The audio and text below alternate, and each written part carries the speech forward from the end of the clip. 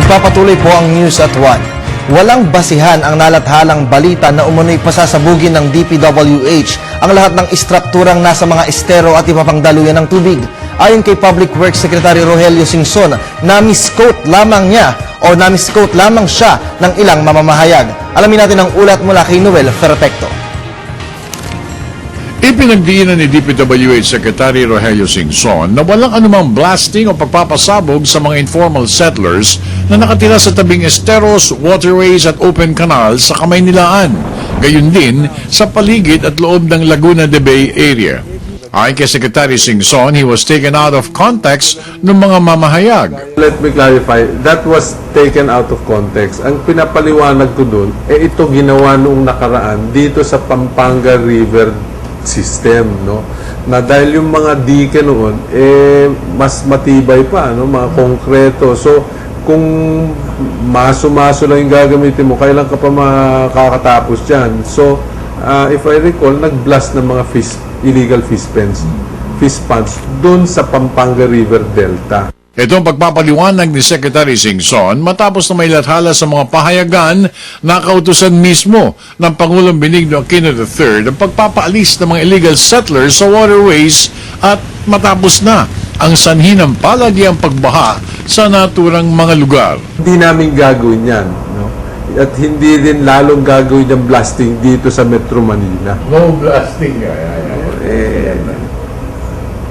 We will follow the procedures na prescribed na ng...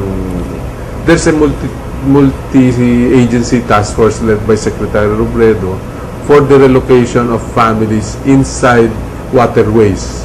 Sa ngayon, sinabi ni Secretary Singson, umabot na sa bilang na 185,000 at 266 na mga pamilyang informal settlers ang nakatira sa waterways ng Metro Manila at sa loob at labas ng Laguna de Bay. Kabilang na dito ang 29,000 pamilya na nakatira sa kahabaan ng San Juan River banks. Lahat sila ay dapat mailikas as soon as possible.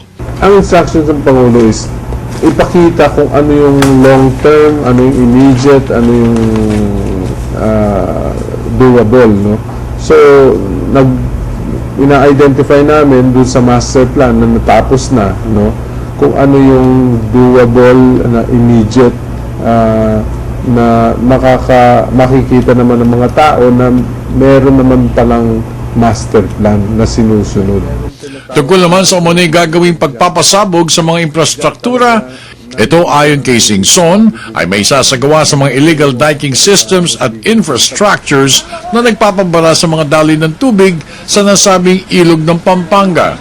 I need to improve the carrying capacity of this river system, including San Juan, Tullahan, Valenzuela, Maykawayan River, no? But aside from that, we have to reduce the volume of water that comes down, no, during a rainfall event, no? So, ibig sabihin, hindi mo dapat isabay-sabay yung baba ng tubig.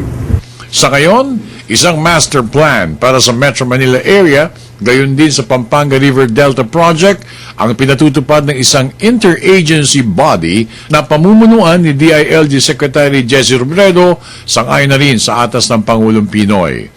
Ayon kay Singson, matagal na ang 3 taon para tapusin ang buong master plan, kung saan gagawa ng panibagong mga diking systems, dams, retaining basins at ang pagpapanumbalik ng mga naturang floodplains sa mga palagiang naapektuhang lugar sa bansa.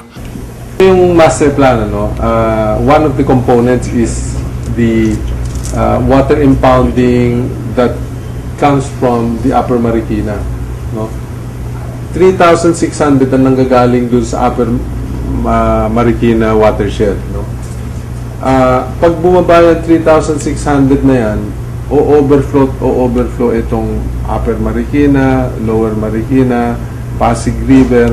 So, Montalban, once that amount of water comes down, Rodriguez, San Mateo, Marikina, Pasig, Cainta, Angono, lahat yan, Mandaluyong, San Juan, all the way to portions of Nabotas, Manila, Pasay, because of the limited carrying capacity, no, mag-overflow yan. Para sa Telebisyon ng Bayan, ako naman si Noel Perfecto.